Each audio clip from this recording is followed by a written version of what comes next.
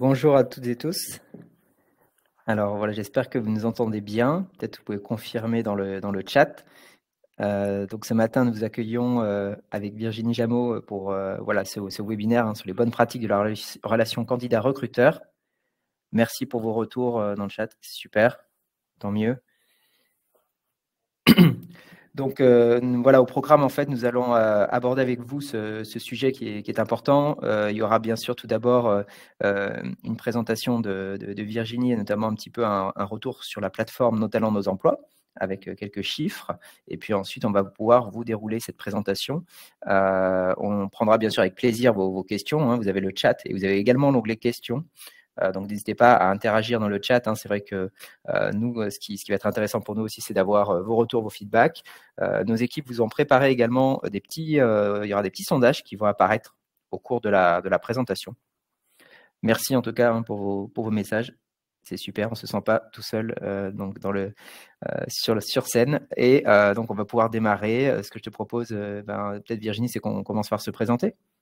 Eh ben, tout à fait. Donc, bonjour à tous, à tous. Merci d'être aussi nombreux parce que déjà depuis le début, quand on a lancé ce webinaire, on a vu qu'il y avait c'était vraiment des questions qui vous intéressaient largement. Et on a vraiment beaucoup d'inscrits. On a à peu près 200 inscrits pour ce webinaire, donc c'est assez énorme. Merci à vous.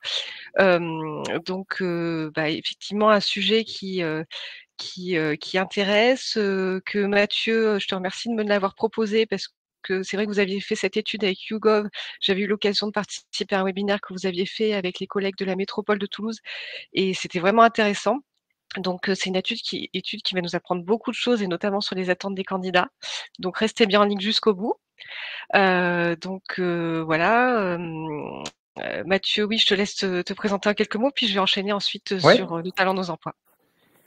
Ça marche. Merci Virginie. Donc Mathieu Cherubin, donc moi pour ma part, je suis responsable commercial du secteur public chez Clever Connect Météo Job. Ça va faire 5 ans. Et donc voilà, j'ai la chance d'accompagner la région Auvergne-Rhône-Alpes depuis déjà voilà, quelques années, depuis 2018. Et donc c'est un partenariat qui a été lancé voilà, en 2017 déjà pour cette plateforme Nos talents d'emploi, qui est donc alimenté avec la technologie Clever Connect et le fameux matching. Donc voilà, on va pouvoir commencer la présentation rapidement parce que c'est vrai qu'on a pas mal de contenu aujourd'hui. Allez, c'est parti. Donc voilà, Voilà, vous juste, connaissez nos têtes. voilà, tout à fait. Alors, quelques mots sur la plateforme Nos talents, nos emplois, assez rapidement, pour les personnes qui ne connaissent pas forcément l'origine de la plateforme. Donc c'est une plateforme qui a été lancée en juillet 2018 par la région, donc un peu plus de 5 ans d'existence et l'objectif étant de mettre en relation, les personnes à la recherche de stages, d'alternance ou d'emploi avec les recruteurs en Auvergne-Rhône-Alpes par le biais effectivement, de la mise en relation, de matching, qui est donc technologie proposée par Clever Connect. L'idée, c'était pas d'avoir une plateforme, forcément, généraliste comme on connaît tous, mais c'est vraiment de proposer un service supplémentaire, notamment aux personnes qui sont en formation ou qui sortent de formation, qui sont sortants de formation de moins d'1 an, en leur offrant la possibilité de s'inscrire en CVTech pour que vous puissiez les retrouver, avec, tous nos outils de recherche, directe, dans votre CVTech. Voilà. Donc, une plateforme qui est très dynamique, et puis ça se confirme d'ailleurs puisque, sur, septembre et octobre 2023, on est parti vraiment, en flèche. On a une rentrée, vraiment, très intéressante au niveau des chiffres. Donc actuellement, on est plus de 500 entreprises inscrites sur la plateforme. On a plus de 140 000 offres d'emploi en ligne et je regardais les chiffres justement hier.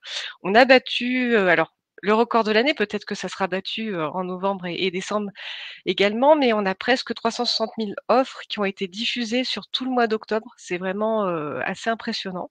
Donc, merci à vous de votre confiance et puis, on a aussi battu des records de visites puisqu'on est à plus de 53 000 visites sur le site, donc visiteurs uniques et ça aussi, c'est vraiment un record, de notoriété qui est battu. Donc, pour en venir, au nombre de candidats inscrits, donc on a environ 173 000 candidats inscrits et on compte plus de 10 000 candidatures depuis le 1er septembre 2023. Donc, vraiment, une vraie dynamique, au niveau des offres et également de la réponse candidat au niveau des candidatures. Donc, depuis le début de l'année, vous avez eu, quelques communications de notre part, notamment une newsletter, qui a dû vous parvenir, pendant les vacances de Toussaint. On a abordé, notamment, le sujet d'une enquête et voilà, si vous pouvez y répondre jusqu'à la fin du mois, ça serait vraiment, très intéressant pour nous d'avoir vos retours, puisqu'on vous interroge sur les différents services qu'on vous propose, savoir si vous les connaissez, s'ils vous sont utiles et nous, ça nous est vraiment très utile avec Clever Connect pour qu'on puisse, échanger sur, l'avenir de la plateforme et puis les nouveaux services qu'on peut vous apporter. Sachant que, depuis la montée de version, V3 donc d'avril dernier, on a encore de nouveaux services qui vous sont proposés, notamment, la possibilité, d'aller, demander à un candidat de faire une vidéo de présentation. Et puis, donc à la fois sur une offre d'emploi et à la fois sur une candidature qui vous a proposée. Donc ça, c'est vraiment un service, un plus qu'on vous apporte. Donc n'hésitez pas à nous faire part de vos retours, sur cette enquête. Voilà. Donc, je laisse la parole à Mathieu pour, justement nous détailler, l'étude qui a été faite avec YouGov. Merci beaucoup Virginie. Ce que je te propose, c'est peut-être on peut aussi donner le lien vers l'enquête si ça te va sur Oui, le tout à chat. fait. Je vais le Très bonne idée. copier-coller immédiatement. Voilà, comme ça vous pourrez prendre le temps. C'est très gentil à vous et merci à ceux qui ont répondu au sondage. Vous avez un onglet sondage en bas à droite. On voit qu'il y a quand même une bonne proportion de personnes qui connaissent la plateforme, mais tout le monde n'a pas encore utilisé. Certains ont recruté dessus, ça c'est une super nouvelle. Donc là aussi, c'est vrai que c'est une plateforme, comme il est compris, assez généraliste, mais vraiment avec un fort accent sur l'apprentissage et les stages. Donc aussi des très beaux profils sur ce type de candidats. Pour faire un petit focus sur qui est Clever Connect, Météo Job, mais très rapide. Donc, on est aujourd'hui 270 collaborateurs. On est à la base une société française, mais qui est devenue franco-allemande, puisqu'on a pu se rapprocher d'une société allemande pour notamment ajouter des solutions nouvelles et une expertise nouvelle à nos équipes sur la cooptation. Et donc, on est une société qui est vraiment spécialiste du recrutement de ce qu'on appelle la HR Tech, avec météojob.com, qui est bien sûr notre site un peu le plus connu grand public, qui compte aujourd'hui 10,5 millions de candidats. On a d'ailleurs battu des records depuis janvier sur Météojob régulièrement, avec un mois de septembre exceptionnel, puisqu'on a réuni 1,2 million de candidatures sur ce mois de septembre, 1 million sur le mois d'octobre. Donc, on est vraiment sur des très beaux chiffres, une croissance de 30 à 40% par rapport à 2022. Donc, les candidats sont bien présents sur Météojob et au-delà de ça, on développe un certain nombre de solutions. Certains sites sont connus de certains d'entre vous. Le site emploi de l'AGFIP, qu'on a la chance de gérer de développer depuis plus de 10 ans aujourd'hui. Le site Aéro-Emploi Formation, qui est le site du GIFAS, donc l'industrie aéronautique, spatiale et défense. Et puis des plateformes régionales et départementales, aux côtés donc, de notre partenaire, la région Auvergne-Rhône-Alpes, bien entendu, la région Pays de la Loire, qui s'est lancée l'an dernier également sur cette plateforme, ou encore Toulouse Métropole, aussi un très très beau projet. Donc, au niveau de nos solutions, on va rentrer sur l'étude. Nous, on a différentes solutions. Certaines sont connues, donc notamment le site d'emploi, bien sûr, Météo Job ou encore l'AGFIP. Pour d'autres, vous avez donc chez Clever Connect, on développe notamment une plateforme CRM, donc ce qu'on appelle le Candidate Relationship Management. C'est un outil qui va permettre vraiment d'automatiser votre relation avec les candidats en leur poussant, par exemple, des informations sur la marque employeur, des contenus personnalisés. Ça vous permet de créer des pools et des viviers de candidats, de les animer. Parce qu'un des défauts finalement aujourd'hui, c'est qu'on investit énormément pour acquérir des candidats, mais derrière, on n'exploite pas forcément cette base de données de manière structurée, de manière animée. Le site carrière, donc on développe des sites carrières pour des sociétés, des sites carrières avec la technologie Clever Connect, notamment Leroy Merlin, Relais Château, la Croix-Rouge, des recruteurs que vous connaissez. La cooptation également, donc un outil digitalisé de cooptation qui permet vraiment aux salariés de s'approprier les contenus, de les partager sur leur réseau, de gagner des points également. Ça peut être gamifié, donc ça peut permettre à la fois de mettre en place des actions, on va dire, pour des associations. Typiquement, un salarié peut décider que s'il partage beaucoup de contenu, vous allez pouvoir le récompenser par exemple des dons à des associations. Mais aussi, bien sûr, en cas de cooptation, vous allez pouvoir appliquer des primes financières ou non financières, hein, selon votre contexte évidemment. Et enfin, l'entretien vidéo, donc ça c'est l'entretien vidéo différé, qui est une solution qui permet, voilà, quand vous recevez une candidature dans votre outil de gestion de recrutement, de pouvoir inviter le candidat enregistré à répondre en vidéo à un questionnaire. On va passer donc au programme de l'étude, hein. Il est assez chargé, donc on va tout d'abord analyser un petit peu les candidats dans la population. L'étude, hein, pour information, elle a été menée au mois de mai sur 3000 candidats en Europe, hein, donc 1000 en France, 1000 en Allemagne et 1000 en Italie. Donc ce qui est intéressant, c'est que vous verrez des différences entre les pays, des différences bien sûr culturelles, des différences de pratique au niveau des candidats comme des recruteurs, hein, donc ça c'est important. Ensuite, on va parler des candidats à leur quotidien, les usages en fait des candidats, les comportements dans le processus de recrutement et les challenges auxquels font face les recruteurs et comment aujourd'hui on peut les adresser, hein, avec les nouveaux outils qui sont à disposition en particulier. Donc, n'hésitez surtout pas à utiliser bien sûr le chat pour poser vos questions. On a une question pour vous dans le sondage d'ailleurs. Est-ce que votre entreprise connaît actuellement des difficultés de recrutement dans cette période? Ce que vous voyez, c'est que si vous avez répondu oui, vous n'êtes pas seul. On parle même plus d'ailleurs de pénurie même pas de talent, hein, puisqu'on n'est plus vraiment à ce stade, hein. Peut-être que dans la période pré-Covid, on parlait d'une pénurie plus de talent. Aujourd'hui, c'est une pénurie de candidats. Voilà, en dehors des talents, parce que c'est un terme qui est souvent utilisé. Nous, on aime de moins en moins l'utiliser, mais voilà, on parle vraiment de candidats, parce que c'est vraiment sur tous les types de candidats, sur tous les métiers qu'aujourd'hui, les entreprises sont de plus en plus challengées. On va parler notamment dans l'étude de qui sont les candidats, donc avec notamment des données sur la démographie et des chiffres clés quand même qui sont assez importants, avec un jeu de société qui parle peut-être à certains d'entre vous. Où sont passés les candidats? Donc là, c'est pareil, hein, voilà, maintenant, où sont les candidats dans la population? Qu'est-ce qu'ils font? Quelles sont leurs aspirations? Qu'est-ce qu'ils veulent donc avec justement les détails de cette enquête, hein, qu'est-ce qu'ils attendent aujourd'hui, notamment des processus de recrutement, de la transparence au niveau des recruteurs?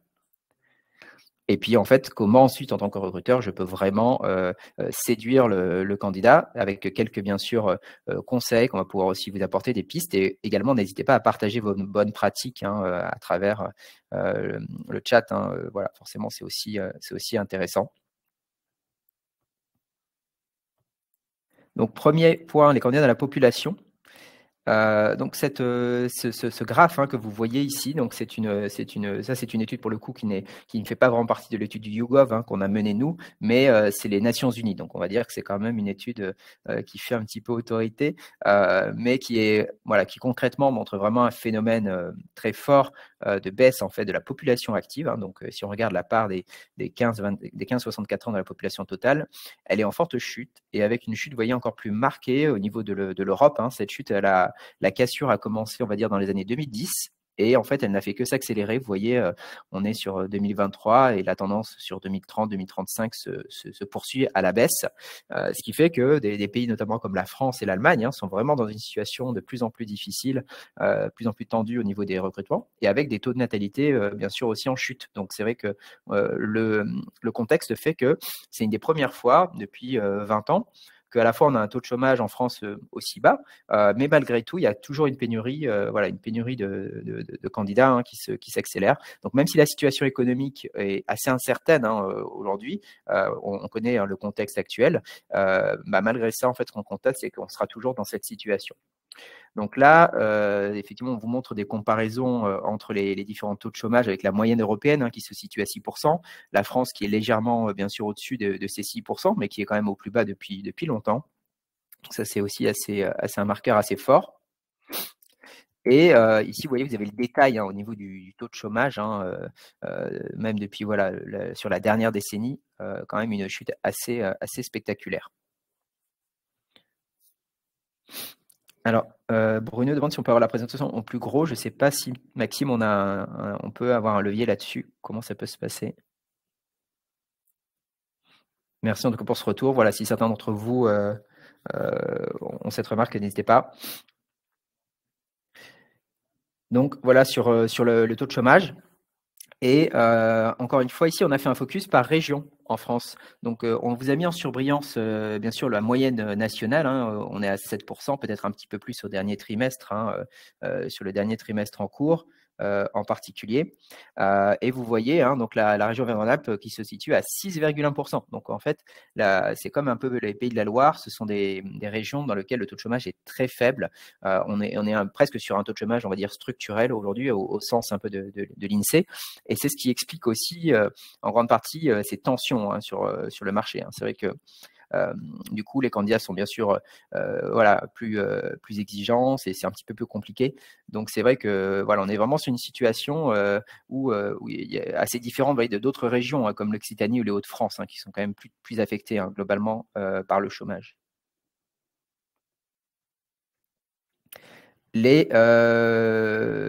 Oui, effectivement, c'est un bon conseil. Merci Maxime. Si vous fermez l'onglet chat, votre fenêtre de présentation va forcément s'agrandir. Ça va prendre un peu plus de place.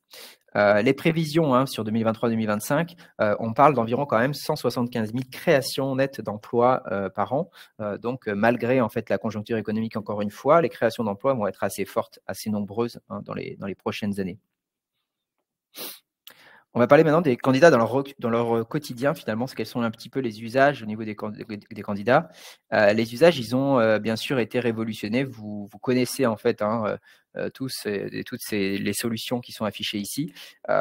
Au quotidien, en fait, ce qui est intéressant, c'est que on a de plus en plus, bien sûr, d'applications, d'outils digitaux qui nous entourent, que ce soit des réseaux sociaux, des applications bien sûr comme Doctolib, hein, bien connu, qui nous permet de prendre des rendez-vous, Amazon, Netflix, etc. Donc en fait, les usages et les habitudes sur les 20 dernières années, les 10 dernières années, on pourrait dire même plus spécifiquement, ont été clairement révolutionnés. Par cette révolution, qu'est-ce qui s'est passé? On a finalement à chaque fois des expériences de plus en plus personnalisées, hein. Typiquement, si vous ouvrez, si Virginie et moi on ouvre Netflix, on n'aura peut-être pas les mêmes contenus qui seront poussés parce que les algorithmes vont vraiment personnaliser bien sûr ce qui est proposé. Les personnes aussi vont avoir la possibilité d'accéder à des services un petit peu en permanence, hein, donc 24 heures sur 24. On peut commander sur ces plateformes, consulter des contenus, des médias, écouter de la musique. Il y a des usages, voilà, aujourd'hui de plus en plus simples, hein, c'est-à-dire qu'on peut acheter, se connecter en un clic. C'est un petit peu Amazon qui a démocratisé cet usage, hein, le click and pay, vraiment en un clic, je peux faire mon achat directement dans la plateforme. Et donc finalement, on voit que tous ces usages, ils ont eu un impact également, bien sûr, ce que s'attendent les candidats en termes de parcours de candidature et de processus de candidature, une certaine fluidité. Ensuite aussi, ce qu'on sait, c'est que bien sûr, les parcours des candidats vont être non linéaires. Il n'y a pas un candidat qui aura le même parcours qu'un autre. Ici, vous voyez, on avait mis 2 exemples, hein, ce sont des personas, bien sûr, hein, mais qui pourraient être des exemples réels. Avec ici une candidate qui va d'abord rencontrer un recruteur lors d'un forum, d'une conférence, va être invitée à un événement de recrutement, va participer à cet événement, va ensuite rechercher l'entreprise sur Glassdoor pour aller consulter ses évaluations, hein. Qu'est-ce que pensent les collaborateurs? Quels sont les niveaux de salaire? Quelle est la culture d'entreprise? Va regarder bien sûr le site carrière. Ça, c'est un classique évidemment, mais dans tout parcours d'un candidat, il va beaucoup se renseigner également. Lire la newsletter, remplir un formulaire, et puis enfin, va passer plutôt sur vraiment la candidature avec l'envoi d'un CV et peut-être une amie qui lui aura partagé une offre intéressante à laquelle elle va postuler. Et donc, c'est vrai que on voit que les deux candidats ont un parcours assez différent. Le candidat en dessous, lui, va être plutôt sur une approche un peu plus directe, hein, parce qu'il va pour le coup d'abord trouver une offre d'emploi sur un job board, et une autre candidate qui a pris le temps vraiment de se renseigner, d'être plutôt dans une démarche un petit peu de réseautage déjà avant de se positionner, de effectivement postuler. Les candidats et leur comportement. Donc ici, je crois qu'on a un autre sondage, si je ne dis pas de bêtises, Maxime, peut-être à proposer. Donc ici, sur les candidats et les comportements, ce qu'on va constater, c'est que, bien entendu, voilà, je vous redonne un peu le contexte de l'étude, hein, que j'ai donné à l'oral tout à l'heure, sur la population qu'on a observée. Donc c'est vraiment des 18 ans et plus principalement, plus de 3000 répondants sur 3 pays. Et donc, en fait, maintenant, là, on va se concentrer vraiment dans la présentation sur les résultats en France, hein, et bien sûr, sauf lorsque ce sera mentionné spécifiquement sur la slide. Donc, dans le parcours, en fait, il va y avoir, on a parlé, voilà, comment j'identifie et je comprends les candidats, comment, en fait, je peux établir le premier contact, comment je peux lier une relation de confiance, hein, donc ça, c'est vraiment intéressant. Ensuite, faire bonne impression, c'est finalement convaincre en fait le candidat de postuler avec une bonne expérience, bien sûr. Garder le contact aussi, parce que il peut y avoir des candidats que vous n'allez pas recruter, mais ça vaut la peine de pouvoir en fait entretenir une relation, parce que la situation de quelqu'un en 6 mois, en 9 mois, en 1 an, elle peut évoluer grandement, ça c'est sûr, hein. C'est aussi hein, le métier des chasseurs de tête hein, aujourd'hui, d'être capable de maintenir cette relation, même si le candidat a dit non éventuellement. Peut-être que vous avez mis la graine et il va se dire bon, ben, j'ai peut-être des opportunités, il faut le temps que ça germe avant que la personne passe à l'action. Et puis on va parler en bonus un petit peu de l'usage des candidats de l'intelligence artificielle aujourd'hui dans le processus de recrutement.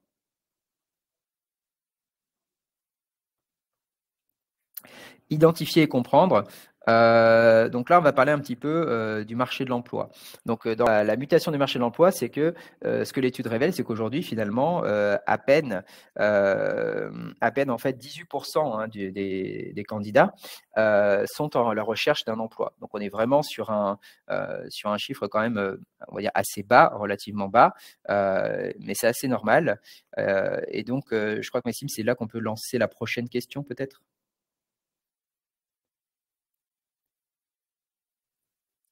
Hop, on aura la prochaine question à vous proposer dans le sondage.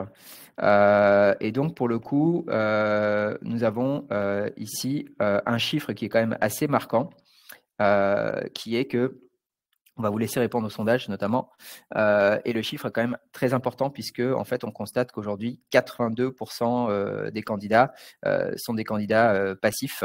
Donc, c'est-à-dire que des candidats en fait finalement qui ne sont pas en posture vraiment de recherche active. Hein. Mais parmi ces 82%, on voit que 28% sont ouverts à découvrir des opportunités. Donc, c'est-à-dire finalement, un candidat passif, c'est quelqu'un qui est en poste, peut-être comme vous et moi, et qui va se dire bon, peut-être que je ne suis pas dans une démarche de recherche actuellement, mais si une opportunité qui me semble intéressante, que ce soit en termes de projet, de mission, de salaire ou de localisation, de conditions de travail, peut venir à moi, ça va vraiment jouer beaucoup. Donc, vous voyez que quand même, on peut, en adressant ces candidats passifs, augmenter son vivier de 2 fois 2,5 en fait. Hein. Donc, c'est quand même un vivier en fait important à exploiter et qui est relativement inexploité aujourd'hui aussi.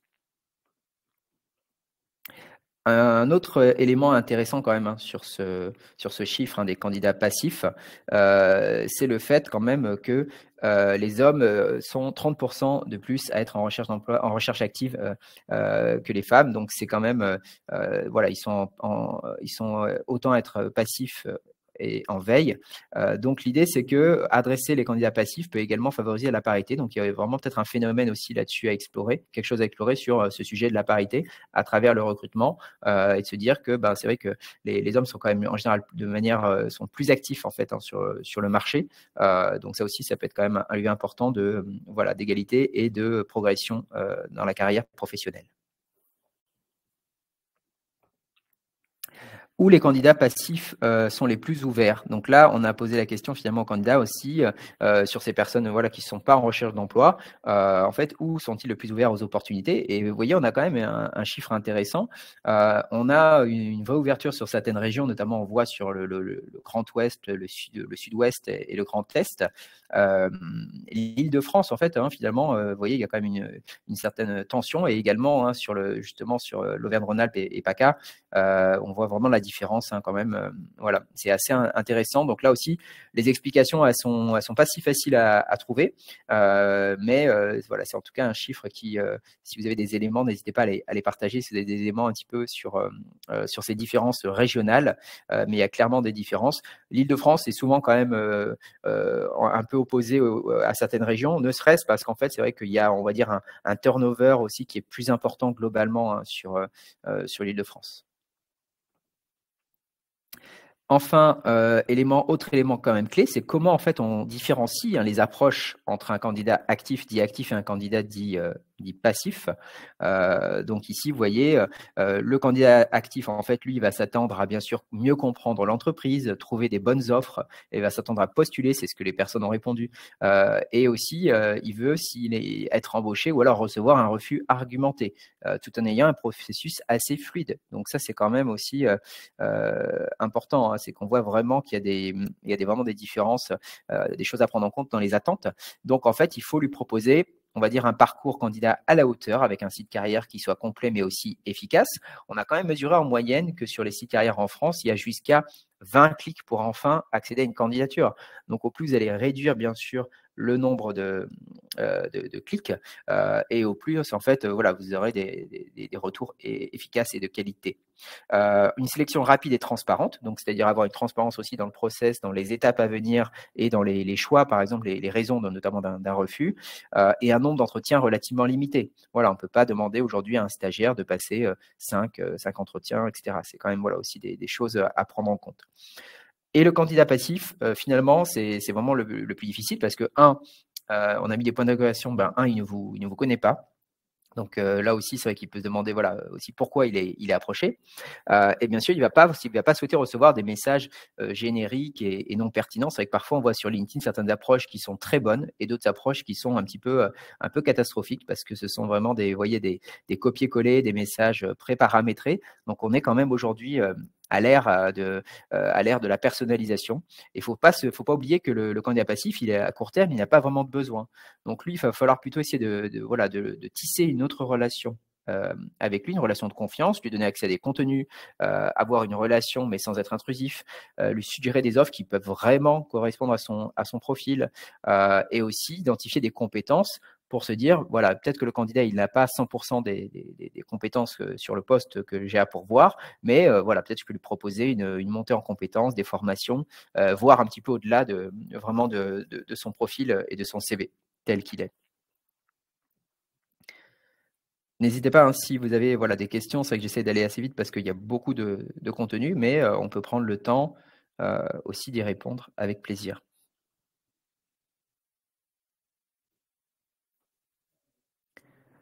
Du coup, quelles expériences ont déjà connu ces candidats passifs?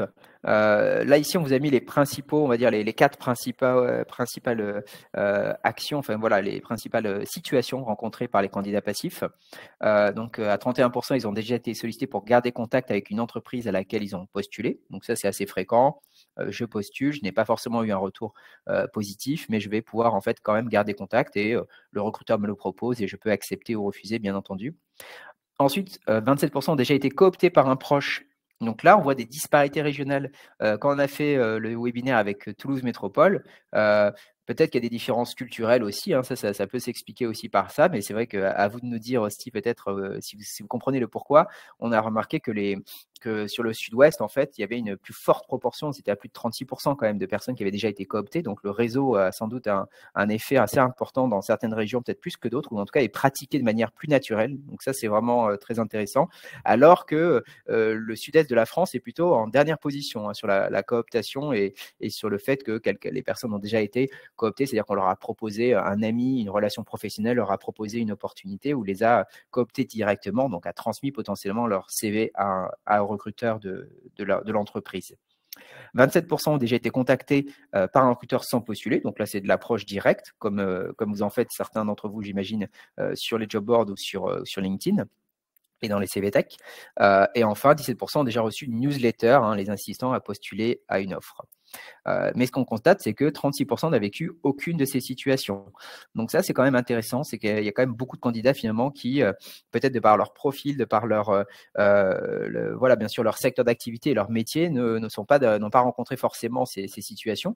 Et donc, c'est des profils qui peut-être sont voilà, moins proactifs sur les réseaux sociaux professionnels ou sur les plateformes. Et ça, c'est quand même aussi très intéressant parce que ça demande d'avoir des approches différentes. On va faire une réunion d'ici 2 semaines avec l'agglomération de Saint-Quentin en Yvelines qui a mené une opération de street recruiting, par exemple, pour vraiment essayer d'aller approcher les jeunes dans les gares, voilà, autour de la mairie, etc. Essayer d'aller en fait aussi à la rencontre des jeunes pour venir leur proposer en fait des opportunités professionnelles de manière différente. Voilà, pourquoi pas les aborder pour du travail, hein, pas pour leur vendre quelque chose, mais vraiment pour du travail. C'est une approche intéressante parce que ce sont parfois des jeunes dans certains territoires qui vont pas forcément avoir bien sûr les codes et pas avoir forcément le réflexe d'aller s'inscrire sur des plateformes d'emploi. Donc c'est vrai quand même, c'est très intéressant sur ces éléments aussi.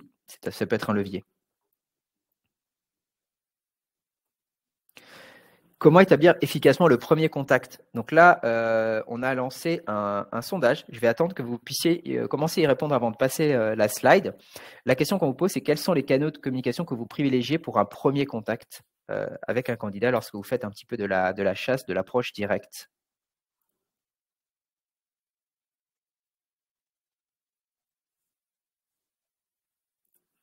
Donc n'hésitez pas à venir répondre un petit peu au sondage. Comme ça va être intéressant d'avoir un petit peu vos retours avant de vous montrer ces résultats. Merci à Maxime d'avoir lancé le questionnaire.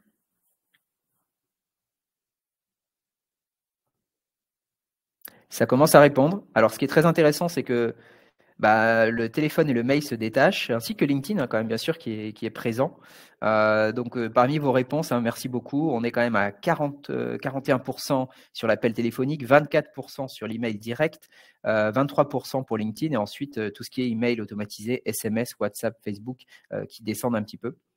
Et voilà, finalement, ce qu'on constate, c'est que vous êtes quand même assez représentatif, hein, puisque vous avez quand même, vous voyez, une forte part qui reste sur l'appel ou l'email. Donc, ce qui est intéressant, c'est que ce sont des canaux un peu historiques, entre guillemets, mais qui fonctionnent toujours, hein. C'est-à-dire un peu comme on est un commercial en situation de prospection, finalement, un appel, un email direct bien construit, quelque chose une approche assez personnalisée, ça marche toujours assez bien. Les réseaux sociaux pro, vous voyez, hein, on est à 18% hein, dans les premiers contacts, dans les canaux à privilégier. Donc ça, c'est aussi intéressant. Et le SMS, c'est quand même une exception française, c'est ce que montre l'étude, c'est que les candidats français sont assez à l'aise, hein, notamment une fois qu'il y a eu un premier contact ou autre, ou même parfois avec un premier contact, d'avoir des échanges par SMS quand même à 16%, donc c'est vraiment au-dessus de la moyenne si on compare aux Allemands et aux Italiens, donc là aussi. Et ce que l'on constate également, c'est que les profils les moins diplômés sont plus enclins à répondre sur les réseaux sociaux perso. C'est pour ça que vous avez aujourd'hui de plus en plus de solutions hein, qui vous proposent d'approcher des candidats. Je vais citer deux, trois solutions, hein. Il y a notamment Bonanza, Hello Charlie, etc., qui sont des plateformes qui vous permettent d'approcher des candidats sur les réseaux, de faire de ce qu'on appelle de la programmatique, hein, donc c'est-à-dire aller cibler des personnes là où elles sont. C'est des choses, pour vous donner un chiffre important, nous on travaille très fortement avec on travaille beaucoup avec les armées, en fait, hein, tous les corps d'armée qui sont des recruteurs très importants, évidemment. Les armées recrutent quoi? Ils recrutent des jeunes de 16 à 30 ans de nationalité française. Ce sont les 2 seuls critères de recrutement dans l'armée. Il n'y en a pas d'autres. Et donc, du coup, eux, ils sont fortement présents sur les réseaux, leurs candidats. Et TikTok est aujourd'hui le canal numéro 1 de recrutement de l'armée. C'est-à-dire que pour s'inscrire dans les CIRFA, ils vont utiliser TikTok massivement. Donc, ils travaillent avec des agences qui les aident à venir cibler ces candidats sur ces réseaux aussi. Donc, c'est intéressant. Mais ce qu'on voit, c'est que dans ce qui marche et ce que vous privilégiez, il y a quand même une bonne adéquation avec appel, email et les réseaux sociaux pro. Merci en tout cas d'avoir participé au sondage. Bon, cette slide, elle est voilà, un petit peu moins, on va passer assez rapidement, mais finalement, sur quel réseau trouver les candidats, on voit que bien sûr, LinkedIn est quand même en bonne position, mais c'est assez égal hein, globalement, à part peut-être Snapchat qui est peut-être en perte de vitesse, mais globalement, les réseaux sont quand même très présents et vous voyez qu'à chaque fois, quasiment la moitié des personnes sont présentes hein, sur les principaux réseaux, voilà, notamment qu'ils soient en recherche ou passifs. Autre élément intéressant, les réseaux sociaux et messageries en France, les usages du quotidien. Là, on est vraiment sur, vous voyez, pas forcément à visée professionnelle, mais ce qu'on constate et ce qu'il faut garder en tête quand même, c'est que chacun d'entre nous et les jeunes aussi passent quand même pas mal de temps, toujours bien sûr sur Facebook, WhatsApp, Snapchat, Instagram qui sont très forts. LinkedIn moins au global, hein, c'est logique, c'est un réseau social pro, donc il figure finalement qu'à la 8e place. Donc ça montre qu'il ne faut pas négliger bien sûr l'apport des réseaux sociaux personnels dans la communication, la marque employeur ou certaines approches également.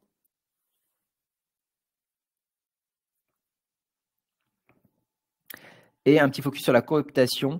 Donc là aussi, c'est vraiment intéressant. C'est que il y a quand même une attente plus forte des candidats qui sont cooptés par rapport au parcours de candidature, au processus de recrutement. Excusez-moi. Donc ce qu'on voit, c'est que 57% des candidats qui ont été cooptés attendent d'être traités différemment en fait. Hein. Donc c'est-à-dire qu'ils attendent un petit peu un parcours VIP. Hein. Donc ils attendent d'avoir notamment des informations plus détaillées sur l'entreprise, que l'entreprise les valorise un peu plus également par rapport à d'autres candidats. Ils attendent un processus plus personnalisé, peut-être plus court. Donc ça aussi, c'est quand même intéressant.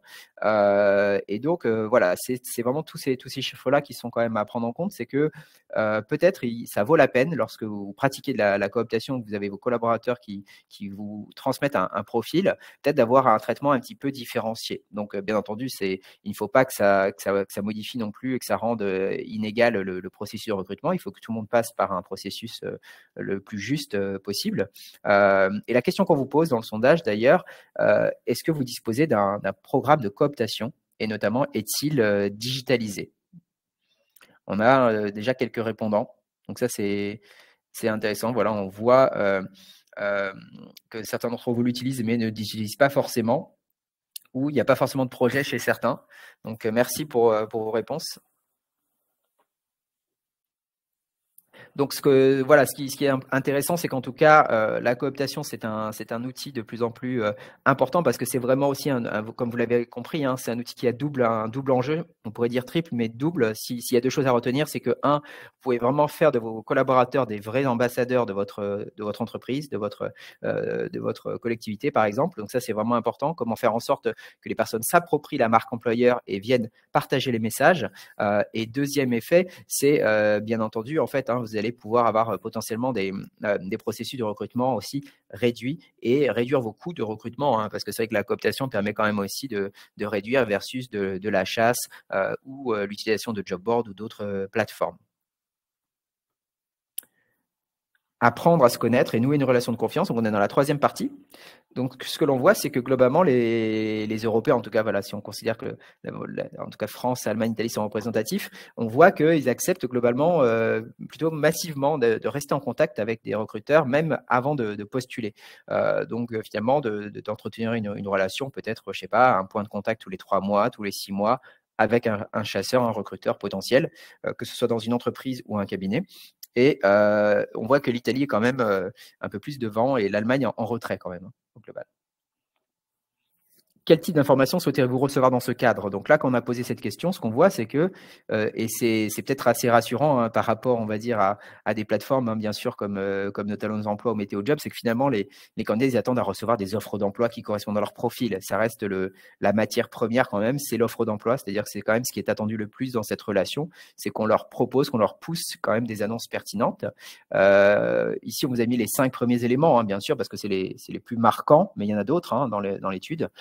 Ils attendent à recevoir aussi des actualités de l'entreprise et du secteur, des informations liées au marché de l'emploi. Donc là, il n'y a pas de secret. Hein. Vous connaissez tous hein, les articles, par exemple, de Welcome to the Jungle et de certaines plateformes. C'est vrai que toutes ces actualités autour de l'emploi, ça intéresse, c'est-à-dire de savoir voilà, les tensions dans le BTP, dans tel secteur, ce sont un peu des marronniers, on va dire au sens journalistique, mais ce sont des informations qui intéressent hein, finalement, d'avoir un petit peu le pouls du secteur d'activité qui intéresse les candidats.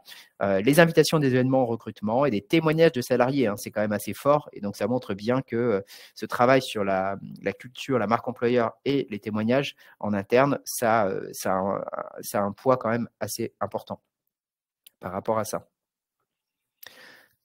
Ce que l'on constate, c'est que pour confirmer hein, ce qu'on disait sur la cooptation, quand même, alors, hop, ce qu'on disait sur la cooptation, ce qu'on constate, c'est que il y a 50 fois plus de chances que quelqu'un clique sur un contenu s'il est partagé par un membre de son entourage, de son réseau. Donc, le pouvoir du réseau, il se vérifie. Donc, c'est là que vous allez pouvoir en fait capitaliser sur vos collaborateurs pour venir partager, s'approprier. Nous, l'outil de cooptation, par exemple, de chez Clever Connect, c'est vraiment son objectif, c'est-à-dire que vous allez pouvoir mettre sur l'application les posts que vous souhaitez ouvrir à la cooptation, ou alors les contenus marque employeur, donc les posts LinkedIn même de l'entreprise directement sur l'application. Et derrière, moi, Mathieu, je peux décider de partager, par exemple, la dernière actualité sur, voilà, par exemple, le témoignage d'un de nos salariés qui est sur l'équipe, par exemple, tech, les développeurs. Et si je le partage, en fait, bien sûr, ce contenu a plus de chances d'être cliqué que si c'est la page de l'entreprise, en fait, qui diffuse ce même message.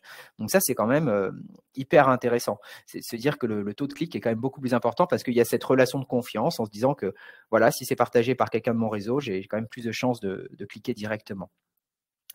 Et on voit que 69% des candidats sont prêts à postuler une offre qui ne correspond pas à leur métier, mais s'il y a une adéquation avec les compétences.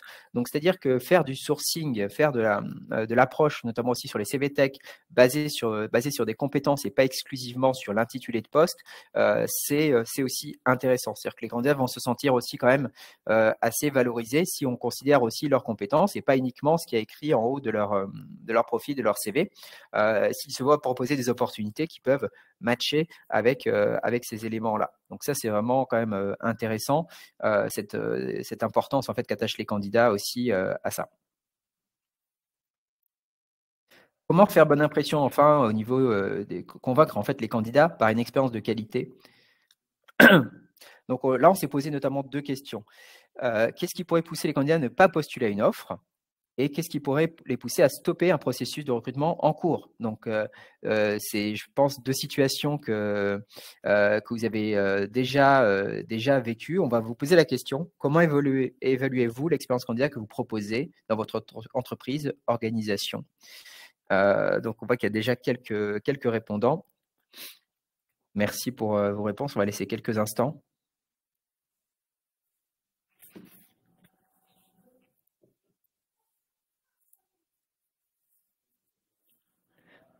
En tout cas, on voit que globalement, voilà, l'expérience est jugée plutôt bonne, pour l'instant à peu près 50%, mais certains la jugent moyenne, médiocre, donc il y a encore des leviers d'amélioration. Donc ça, c'est quand même, voilà, merci pour vos réponses ce matin. C'est aussi des données importantes. Donc globalement, on voit que quand même, on est plutôt sur une bonne moyenne. Vous êtes plutôt satisfait globalement de l'expérience. En tout cas, vous pensez que l'expérience est satisfaisante. Donc ça, c'est quand même des sujets intéressants. Et on voit qu'il y a quand même des leviers d'amélioration pour certains d'entre vous, et vous en avez conscience. Les critères en fait qui sont rédhibitoires aujourd'hui pour les candidats dans une offre d'emploi, de plus en plus, et vous avez peut-être observé que sur Météo Job ou sur Indeed, de plus en plus maintenant on en vient nous à obliger en fait maintenant un peu les entreprises à venir mettre le salaire. Il est mis en avant de plus en plus. Et d'ailleurs, il faut savoir que certains pays proches de nous, comme l'Angleterre, en Angleterre, typiquement, le salaire est obligatoire. La fourchette de salaire est obligatoire dans les offres d'emploi. Est-ce qu'on va venir à ça en France bientôt? C'est possible, parce que ça fait partie quand même des attentes. Bien sûr, parce que pour un candidat, comme pour une entreprise, finalement, quand il n'y a pas de salaire, il peut y avoir aussi une perte de temps. C'est-à-dire de se dire que si je postule à une offre et je passe une première étape, une deuxième, parfois le candidat n'ose pas demander, poser tout de suite la question du salaire. Il estime qu'il veut d'abord, bien sûr, passer les étapes du recrutement, ou alors il n'est pas dans cette posture-là. Et donc, c'est vrai que derrière, ça peut être déceptif aussi. Et c'est quand même rédhibitoire, ne serait-ce que pour la candidature. Donc, ils vont privilégier quand même beaucoup ça. Ensuite, il y a la qualité de l'annonce. Vous voyez les missions qui ne sont pas assez bien détaillées. Donc, la qualité de l'offre d'emploi, elle est vraiment importante là-dessus. D'ailleurs, nous, sur meteojob.com, on intègre aujourd'hui, dans l'outil de rédaction des annonces, on intègre ChatGPT qui peut permettre à la fois de vous aider à la rédaction ou même d'optimiser le contenu de l'annonce, vraiment le rendre plus attractif, plus complet, plus riche, une assistance à la rédaction. Pourquoi? Aussi parce qu'il faut avoir conscience que toutes les entreprises n'ont pas la chance d'avoir des recruteurs experts. Parfois, ce sont des PME avec un chef d'entreprise, une chef d'entreprise qui ne sont pas des pros du recrutement. Donc, c'est bien aussi d'être assisté et de enrichir au mieux en fait ces offres d'emploi. Ensuite, bien entendu, viennent les sujets de la transparence, des critères de sélection. Donc, ça, c'est quand même important. Et enfin, les étapes trop fastidieuses du site carrière, avec beaucoup de sites carrière, comme je l'évoquais au début, qui demandent beaucoup trop de clics en fait dans le processus de candidature. Donc, ça, c'est important. Ce que l'on constate aussi, vous avez les chiffres à droite, hein, sur les 18-24 ans, la rémunération descend à 32%. Donc, elle est vraiment au niveau de la transparence et des valeurs. Donc, c'est vrai que c'est quand même aussi un sujet qui semble moins important globalement, hein, pour les candidats. Pourquoi stopper un processus? Donc là, quand le candidat il a déjà démarré son processus avec vous, c'est peut-être qu'il se rend compte que le processus ne tient pas compte de son profil, finalement, de ses spécificités. Donc ça, c'est quand même important. Ou alors, il trouve qu'il n'y a pas de transparence sur les étapes. Donc peut-être qu'il n'a pas été informé suffisamment des prochaines étapes, de ce qui est attendu aussi, hein, dans le process. Le manque d'interaction avec les personnes au sein de l'entreprise. Alors ça, c'est très intéressant. C'est quelque chose qu'il y a de plus en plus aujourd'hui dans les entreprises. C'est cette étape, ce qu'on va appeler, hein, excusez l'anglicisme, ce qu'on va appeler le culture fit, c'est-à-dire d'avoir aussi un échange parfois avec des collaborateurs en interne qui vont pouvoir venir échanger. Ça permet à la fois aux candidats de se projeter et de se rendre compte un petit peu des différents métiers, des personnes, de la culture, de comment en fait les personnes se sentent aussi dans la société. Et ça va permettre à l'entreprise aussi de connaître le candidat sous un autre angle, parce qu'on est dans un entretien beaucoup plus informel, hein. On n'est pas dans un entretien RH ou manager, on est vraiment sur un entretien plus informel. Et donc ça aussi, c'est très attendu, hein, d'avoir aussi un peu plus d'interaction avec l'interne. C'est-à-dire que après tout, quand on va s'engager avec une entreprise, on a envie d'en savoir plus un petit peu là-dessus. Et puis après, il y a bien sûr les absences de retour personnalisé et les délais entre chaque étape, hein. Donc ça, c'est vraiment important. 3 éléments clés: la personnalisation, la transparence et l'alignement. Donc, c'est-à-dire vraiment être bien aligné entre ce que vous affichez, notamment en termes de culture, de valeurs et de processus, et la réalité, hein, du processus en lui-même. N'hésitez pas, donc je vois que le temps tourne, on va avancer, mais n'hésitez pas si vous avez d'autres questions. Comment garder un lien avec un candidat sur le long terme? Donc, ce qu'on constate, c'est que globalement, plus de 67% des Européens sont d'accord pour garder un lien avec une entreprise, un recruteur, même si leur candidature n'a pas été retenue. Et ce chiffre, il monte quand même à 78% sur les moins de 35 ans. Chez les plus de 45 ans, on descend à 61%. Donc, on a volontairement mis pour un petit peu taquiner, plus expérimenté, plus rancunier, mais bien sûr, ce n'est pas vrai. C'est aussi lié qu'évidemment, lorsqu'on est sur des profils qui ont moins de 35 ans, ils sont plutôt sur une phase, bien sûr, très ascendante en termes de carrière, hein. C'est vraiment la phase de la carrière entre, on va dire, 25-35, où potentiellement les évolutions sont les plus rapides et les plus nombreuses. Donc, c'est vrai que ça peut compter, hein, évidemment, ça peut expliquer ces chiffres-là. Donc, on a voulu, ne vous offusquez pas sur le plus expérimenté, plus rancunier, c'est vraiment plus une boutade, parce que on voit quand même une vraie différence entre les moins de 35 et les plus de 45. 28% des candidats accepteraient de garder contact uniquement si l'entreprise a expliqué de façon personnalisée pourquoi leur candidature n'a pas été retenue. Donc ça aussi, si en tant que candidat, je reçois le fameux message automatisé de refus, que je n'ai pas à minima en fait une justification, parce que parfois la justification, elle est plus il y a de transparence et plus c'est apprécié. Donc il peut y avoir différents facteurs. C'est vrai que plus elle est transparente et plus le candidat va accepter, il va garder une bonne image, il va se dire ok, j'ai compris pourquoi. Peut-être que soit je sais pas, j'avais un cas à présenter, j'ai raté cette étape, j'ai pas été percutant, j'ai raté tel élément, ou alors en termes d'alignement sur le salaire, ça ne va pas matcher, ou encore vous avez choisi un autre candidat pour différentes raisons, et essayer de l'argumenter.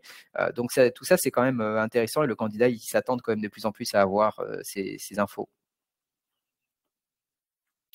Comment ensuite entretenir une relation avec ce qu'on appelle les seconds choix, c'est-à-dire les candidats qui étaient la deuxième personne, troisième personne sur votre liste, hein, shortlist, je dirais, de candidats. Finalement, bien sûr, hein, ça va être, pourquoi pas, continuer à leur adresser des offres. Ils attendent à recevoir encore des offres pertinentes. Donc ça, c'est intéressant. Avoir des informations sur le marché de l'emploi et des événements, des invitations des événements. Donc ça vient un peu plus bas. Mais encore une fois, c'est que même un candidat qui n'a pas été retenu in fine, il va quand même accepter globalement de recevoir des annonces encore s'il y en a. Je vais faire un petit break. Est-ce que vous avez peut-être, il nous reste à peu près 10 minutes, est-ce que vous avez peut-être des questions plus spécifiques sur l'étude? On vous a lancé un sondage en parallèle, hein. Merci beaucoup, Maxime, pour ton aide. La question qu'on vous pose là maintenant, c'est en 2023, combien de candidats selon vous ont utilisé l'IA dans le cadre de leur candidature? Donc, je vais attendre un petit peu que vous puissiez commencer à répondre avant de passer à la slide. On va voir si vous arrivez à deviner à peu près ce que ça donne. Sachant que c'est un chiffre qui est forcément en croissance, on va dire, assez rapide. N'hésitez pas à utiliser le chat, hein, voilà aussi pour si vous avez des questions un petit peu sur les chiffres. On a parlé de il y avait beaucoup d'éléments. C'est assez riche comme étude, hein. Normalement, c'est un format qu'on fait plutôt sur une durée un peu plus longue. Alors, merci pour vos retours. On est quand même, selon vous, il y a quand même voilà, 40% d'entre vous qui pensent qu'on est à 7% des candidats qui ont déjà utilisé l'IA, 30% d'entre vous qui pensent que c'est 14%, et 18% d'entre vous qui pensent que c'est 25%, 13% que c'est 3%. Donc, on va voir si, voilà, à quel niveau on en est.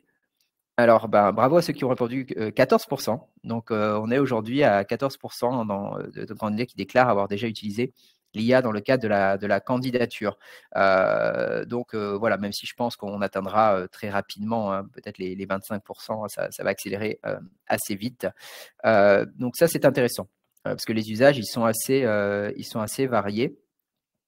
Donc du coup, les questions, ça va être notamment, voilà, pour, par exemple, générer un CV, ça va être pour rédiger une lettre de motivation. Donc ça vient aussi quand même beaucoup remettre en question de plus en plus la lettre de motivation, parce que déjà, la lettre de motivation était un outil quand même assez biaisé, parce que on sait très bien que on a tous parfois reçu, notamment quand on est recruteur, hein, quand on est dans ces métiers de recrutement, peut-être vous et moi, on a tous reçu des demandes d'un proche qui nous a demandé de l'aider à rédiger la lettre, à la corriger, etc.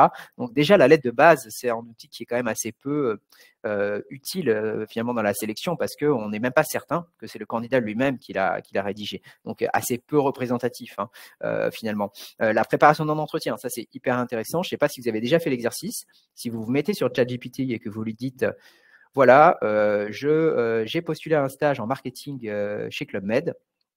Tu joues le rôle du RH, tu me poses la première question. Et en fait, ChatGPT va vous mettre à poser des questions et vous allez pouvoir y répondre comme si c'était une simulation réelle d'entretien. Donc, on peut aussi se mettre un peu dans les conditions, et plus vous allez lui donner d'informations, notamment en tant que candidat sur le contenu, les missions du poste, hein, vous pouvez carrément copier-coller le descriptif de l'entreprise, hein, du poste sur ChatGPT et lui demander de simuler un entretien sur cette base. Et donc ça, c'est quand même hyper intéressant. Donc voilà pourquoi en fait l'intelligence artificielle est de plus en plus à prendre en compte dans vos processus de recrutement. Et d'ailleurs, c'est aussi un sujet très intéressant parce que ça va devenir une compétence aussi assez différenciante. C'est vrai que nous, en entreprise, on nous demande aussi de l'utiliser de plus en plus. Et donc voilà, chez nous, par exemple, on va l'utiliser pour s'entraîner, par exemple, à la préparation d'un rendez-vous, être en capacité d'être capable d'avoir, vous voyez, des meilleurs retours sur les freins, sur les questions que posent nos clients, etc., nos prospects. Donc ça, c'est vraiment intéressant.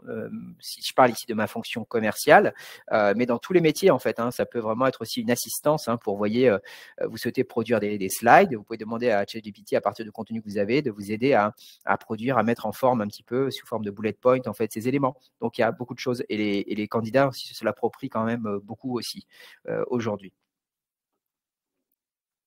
Les recruteurs et leur challenge, pour terminer.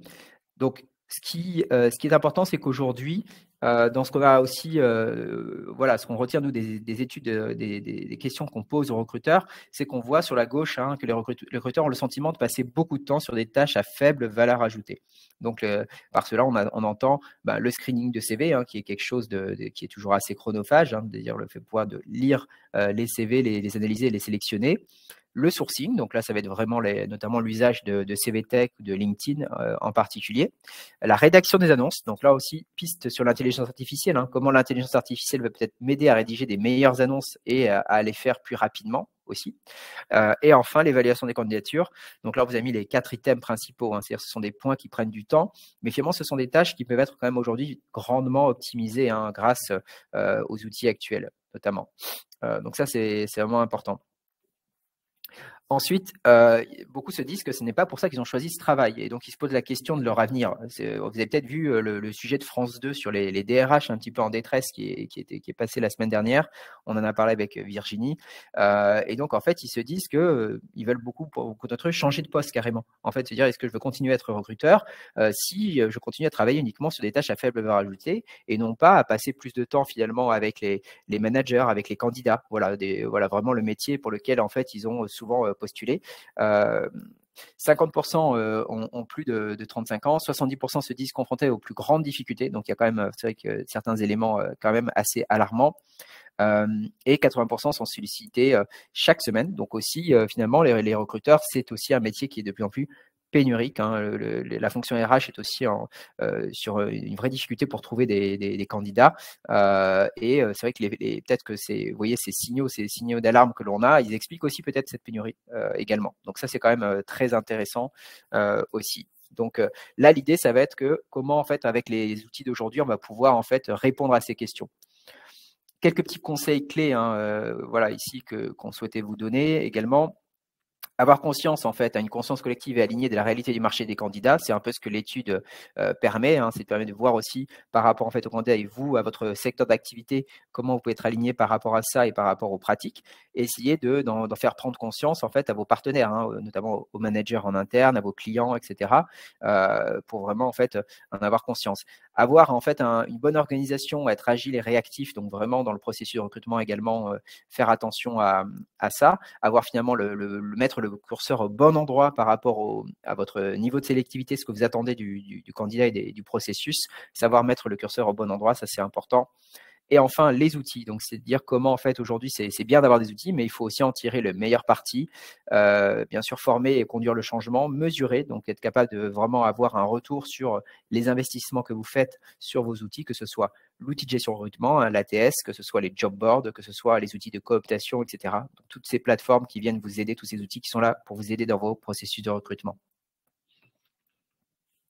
Et donc, c'est là que notamment le CRM, qui est vraiment, on va dire, aujourd'hui l'avenir hein, des outils pour les recruteurs. Hein. C'est-à-dire qu'il y a 10 ans, on parlait plutôt déjà de l'ATS, hein, qui était assez nouveau et qui maintenant est quand même assez largement répandu. Certains d'entre vous utilisent, j'imagine, des outils comme GESMAX, Talentsoft, Between, Smart Recruiters, Digital Recruiters. Je me permets d'en citer beaucoup parce que vous avez chacun des environnements différents et des outils différents. Et le CRM, c'est quoi? C'est vraiment cette brique qui va venir se connecter sur votre outil de gestion de recrutement et qui va vous permettre de mieux gérer et animer cette communauté. Hein. Vous constituez des viviers de candidats par typologie de candidats et donc de les adresser de manière différenciée et avec des actions automatisées également. Donc, l'idée, c'est de vous faire gagner beaucoup de temps. Donc, le CRM, il va pouvoir à la fois gérer LinkedIn. Donc, par exemple, nous, notre outil CRM, il permet d'aller capturer les infos d'un candidat avec qui vous êtes en contact sur LinkedIn. Donc, ça, c'est quand même très intéressant de aspirer ces informations, de les télécharger dans votre CRM du moment que le candidat a consenti à cela. Et vous pouvez lui envoyer un message et il va consentir et vous allez pouvoir récupérer ces informations et les mettre à jour régulièrement. Donc, ça, c'est quand même hyper intéressant. Ça va être de pouvoir également mesurer mieux ce que vous faites en termes d'événements. Donc, notre outil est en capacité de générer un QR code sur lequel les candidats vont pouvoir venir s'inscrire directement lorsque vous êtes sur un forum. S'ils n'ont pas le temps de vous rencontrer, d'échanger avec vous, ils vont pouvoir télécharger leur CV via ce QR code et derrière, vous allez les recontacter. Et vous, ça vous permet de mieux justifier vos budgets, notamment pour les forums et les événements. On sait que c'est quand même aussi très challengeant, mais que les forums, ça marche toujours et les candidats aiment de plus en plus quand même revenir aussi au présentiel. Donc, ça, c'est important. Donc, le but, c'est que vous voyez, le CRM, il va être là pour gérer en fait tous ces sujets-là de manière en fait centralisée et d'être vraiment la source centrale voilà, de l'animation de votre communauté de candidats et de votre vivier.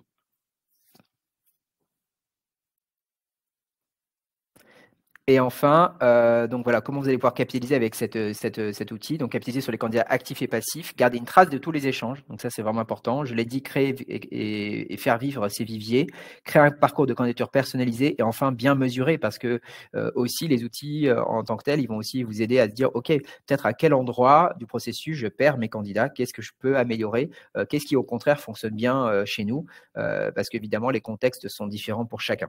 Donc, ça, c'est quand même important. C'est de se dire, est-ce que mon site carré est optimisé ou alors est-ce que mon processus est trop long, j'ai trop d'étapes. Donc, voilà, c'est plein de choses que les outils peuvent vous aider à mesurer de mieux en mieux. Je vais afficher le QR code, comme ça, vous pouvez aussi télécharger l'étude complète. Hein. C'est un gros pavé. On a essayé de le synthétiser en quelques slides ce matin. N'hésitez pas à le télécharger, à le récupérer. On vous enverra le lien, évidemment, également. Vous aurez le replay du webinaire. Il nous reste 1 minute. Est-ce que vous avez peut-être des questions, des retours sur les slides, sur l'étude en général ou des questions à poser à Virginie?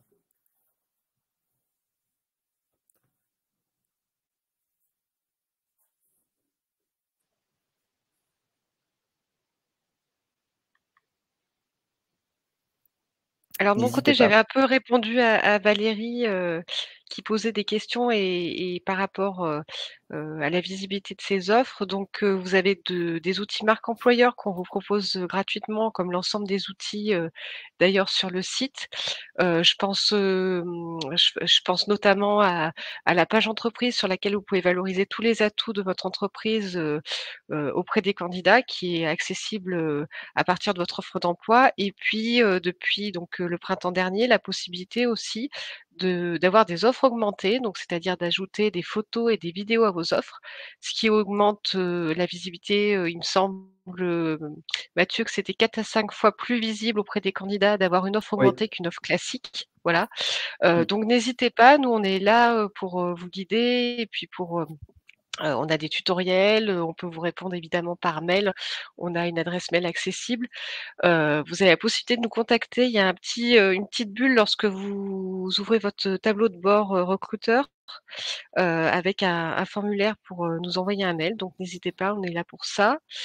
Voilà, donc on est à votre disposition et puis ce qui m'avait un peu frappé sur ce webinaire, c'était le résultat du premier sondage où beaucoup de participants ont dit: «Bah, voilà, je n'utilise pas encore Notamment nos emplois», donc n'hésitez pas à vous inscrire. J'ai vu qu'il y avait déjà des inscriptions, recruteurs, sur notre site, depuis ce matin, donc n'hésitez pas à venir découvrir, tous les services qu'on propose sur Nos talents, nos emplois.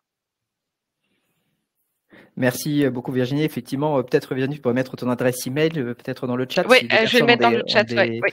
ont des questions à t'envoyer par email. Et merci hein, pour votre participation. C'est super. On essaiera de répondre. Hein. On a vu qu'il y a des questions aussi qui étaient dans le chat, notamment est-ce que la plateforme est adaptée au GEC. Donc peut-être Oui. voilà, ça fait des questions Mmh. qu'on t'enverra aussi Virginie. Est-il possible d'avoir une approche par secteur pour le secteur de l'hôtellerie-restauration, tourisme? Lise, oui, effectivement, ça peut être aussi important. Comment différencier, pourquoi pas le parcours suivant les typologies, parce que avec des candidats très pénuriques, on peut aussi le raccourcir ou s'assurer d'approcher les candidats différemment. Unité pour lutter contre le pistonnage. Donc, c'est vrai que dans la cooptation, on peut avoir peur que ça puisse tourner aussi au pistonnage. Donc, c'est là qu'aussi il faut que le processus soit suffisamment, on va dire, sélectif, fasse son travail quand même en termes de sélectivité. Ça, c'est quand même clé. Et après, c'est aussi faire attention parce que c'est vrai qu'on n'a pas envie d'introduire ce type de biais à travers la cooptation. Donc ça, c'est vrai que c'est hyper intéressant, hyper important. Rappelez aussi aux salariés que la cooptation, c'est engageant. C'est-à-dire que quand vous cooptez quelqu'un, ben, quand même, vous portez un petit peu garant en tant que collaborateur qui coopte. Donc, c'est quand même aussi rappeler aux personnes que la cooptation, c'est pas juste j'envoie des profils et j'espère pouvoir toucher une prime de cooptation. C'est aussi quand même assez engageant. Donc ça, c'est quand même important de ne pas tomber dans le pistonnage. On est bien d'accord. Je souhaite connaître la moyenne de candidatures par offre. Alors Mounia, ça, on pourra vous envoyer ce chiffre, notamment sur Nos talents, nos emplois ou Météo Job, hein, mais on vous répondra par. Peut-être on mettra des réponses par email, notamment sur ces questions-là. Après, si vous avez un compte recruteur Nos talents, nos emplois, vous avez un outil statistique qui est intégré à votre compte recruteur sur lequel vous pouvez consulter le nombre de vues de votre offre et puis, le taux de conversion, c'est-à-dire, sur, le nombre de vues, combien ont abouti à des candidatures effectives. On va clôturer donc cette session. Merci beaucoup en tout cas et merci pour vos messages. C'était un plaisir. Donc il y a beaucoup d'éléments et vous aurez les éléments de l'étude hein, si vous souhaitez approfondir. Évidemment, on est à votre disposition également. C'est des questions sur l'étude en elle-même. Très Un bonne grand journée. merci. Bonne journée à tous.